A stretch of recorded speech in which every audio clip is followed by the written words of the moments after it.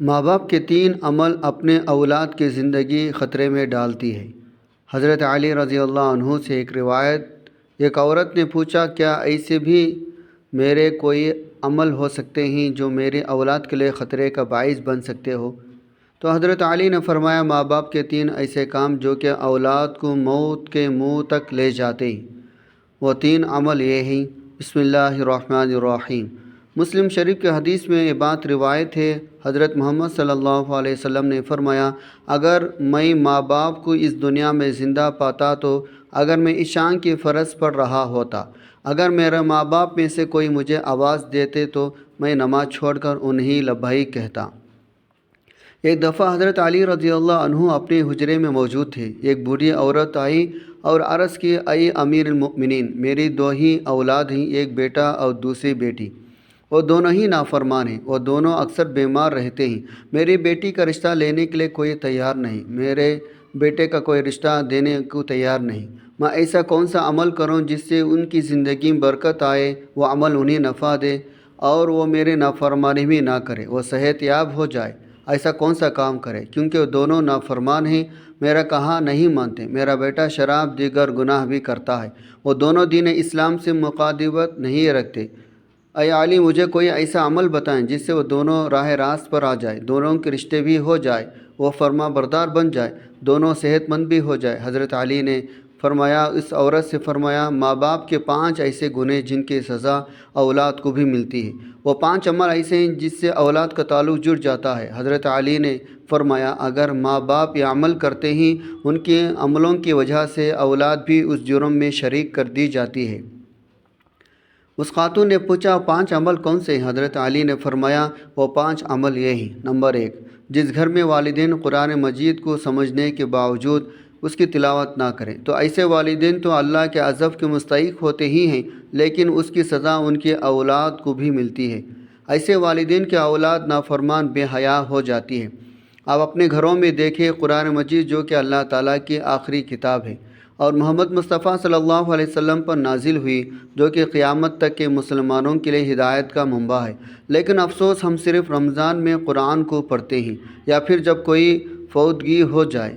قرآن مجید ہمارے گھروں میں موجود ہوتا ہے، اس پر دھول جم جاتی ہے، مگر ہم اسے کھول کر پڑھنے کی کوشش نہیں کرتے۔ ہمیں چاہیے اس مقدس کتاب کی تلاوت کریں تاکہ ہمارے گھروں میں اللہ تعالیٰ رحمتیں برکتیں نازل فرماتا رہے۔ جو ماں باپ قرآن کو سمجھنے کے باوجود نہیں پڑھتے، ان کی اولادیں بے حیا اور تنگ دست ہو جاتی ہے۔ نمبر 2، امیر المؤمنین حضرت علی رضی اللہ عنہ نے فرمایا، جس گھر میں ماں باپ روزانہ لڑتے ہیں اور ایک دوسرے کو گالیاں دیتے ہیں، جہاں گالیاں دی جائے وہاں شیطان ہی ڈھیرے ڈالتے ہیں، فرشتے نہیں، اور شیاطین ان کو ہر وقت بھڑکاتے رہتے ہیں۔ آپ خود سوچیں، جس گھر میں ہر وقت شیطان کا بسیرا ہو، فرشتے وہاں نہ آئے تو ایسے گھر تو جہنم ہی ہوگا، کیونکہ فرشتے تو یہودیوں مشرکوں کے گھروں میں نہیں آتے۔ حضور صلی اللہ علیہ وسلم کا فرمان اقدس ہے، ایک دوسرے کو گالیاں دینا اسلام میں حرام ہے۔ والدین کو دیکھ کر اولاد جوان ہوتی ہے، جیسا طرز عمل والدین کا ہوگا اولاد بھی ویسے ہی ہوگی۔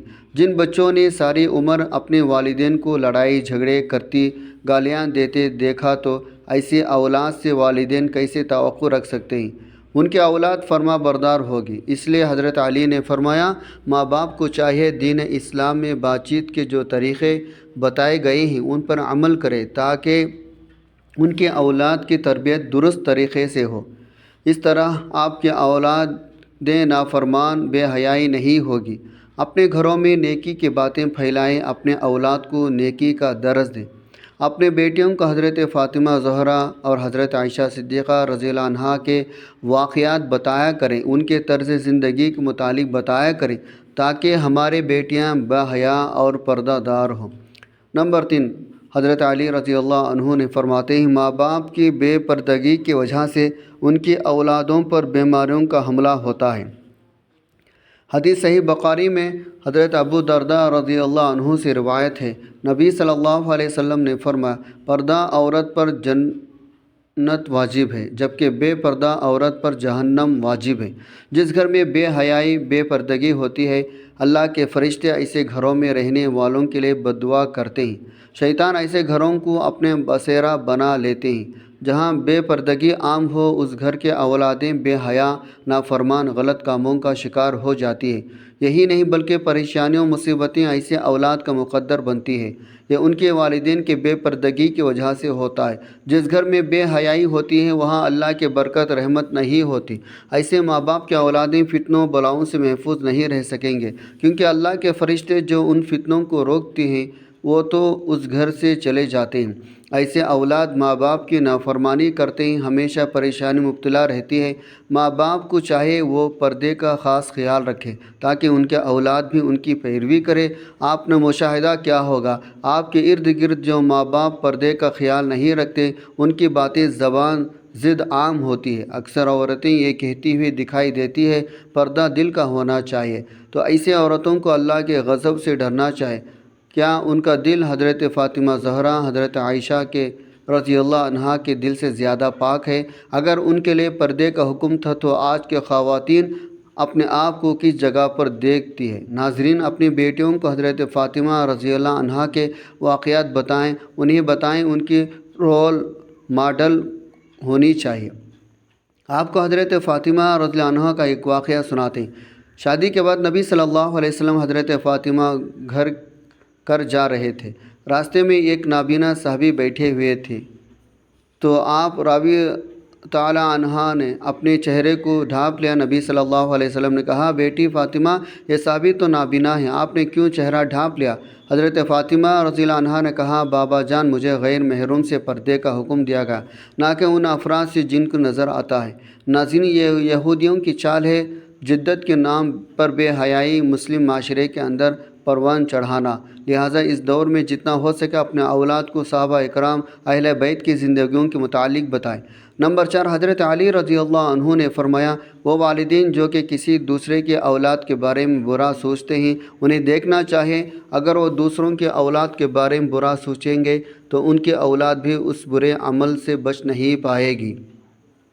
اللہ تعالیٰ ان کے اولادوں کے لیے بڑا کرتا ہے، کیونکہ اللہ تعالیٰ بڑے رحمان رحیم ذات ہے۔ اللہ تعالیٰ ماں سے زیادہ اپنے بندے سے محبت کرتے ہیں۔ اگر تم کسی کا اولاد جو پریشانی میں ڈالو گے تو اللہ تعالیٰ وہی نظریہ تمہارے اولاد پر مسلط فرما دیتے ہیں، کیونکہ جیسا کرو گے ویسا بھرو گے۔ جیسا تم دوسروں کے اولادوں کے متعلق سوچتے ہو، اللہ تعالیٰ وہی نظریہ دوسروں کے ذہن میں تمہارے اولادوں کے متعلق بنا دیتا ہے۔ جیسا تم کسی کی بیٹی کے بارے میں سوچ چاہتے ہو، اللہ تعالیٰ ویسے ہی تمہاری بیٹی کے ساتھ کرتا ہے۔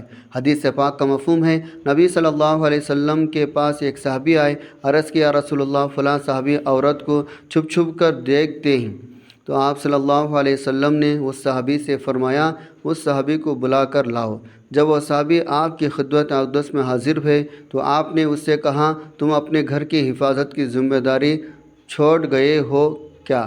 صحابی نے جواب دیا، نہیں، میں تو اپنے گھر کے آپ کے فرمان کے مطابق نگہبان کرتا ہوں۔ آپ صلی اللہ علیہ وسلم نے فرمایا، جاؤ گھر جا کر دیکھو کیا آپ کا گھر محفوظ بھی ہے یا نہیں۔ وہ صحابی جب گھر گئے تو دیکھا اس کے گھر کی ایک دیوار گر چکی۔ وہ صحابی واپس آپ صلی اللہ علیہ وسلم کی خدمت میں حاضر ہوئے اور پوچھا، رسول اللہ، یہ کیا معاملہ ہے؟ تو آپ صلی اللہ علیہ وسلم نے فرمایا، اگر تم کسی کی عورت کو دیکھو گے، اللہ تعالیٰ تمہارے گھر کی دیواریں گرا دے گا۔ دوسروں کی بیٹیوں کو اپنی بیٹیاں سمجھو، ہر بہن کو اپنی بہن سمجھو، تاکہ تمہاری عزتیں بھی محفوظ رہے۔ نمبر 5، حضرت علی رضی اللہ عنہ نے فرمایا، جو ماں باپ اپنے گھر میں حلال حرام کا فرق نہ کرتے ہو، حرام وہ نہیں کہ حرام جانور کھا لیا جائے یا کوئی حرام چیز کھا لی جائے، یہ تو قطعاً حرام ہے۔ حرام وہ جو حلال کو حرام کر کے کھایا جاتا ہے، کسی دھوکے کو فراڈ کر کے اس کا حق کھا لیا جائے یا کسی غریب مسکین کا حق کھا لیا جائے تو یہ بھی حرام ہے۔ اگر حرام مال بچوں کو کھلایا جائے تو اولاد نافرمان، بے حیا، بیماریوں میں مبتلا ہو جاتی ہے۔ آج کل یہ بیماری ہمارے معاشرے میں عام ہو گئی ہے، حرام کھانے والے اسے حلال سمجھ کر کھا رہے ہیں۔ اللہ تعالی ہم سب کے رزق میں حلال کمائی کی توفیق عطا فرمائیں، آمین۔ ناظرین، اگر آپ کو ہمارے ویڈیو اچھی لگی ہو تو اسے لائک کریں، شیئر کریں۔ جزاک اللہ خیرا کثیرا۔ السلام علیکم۔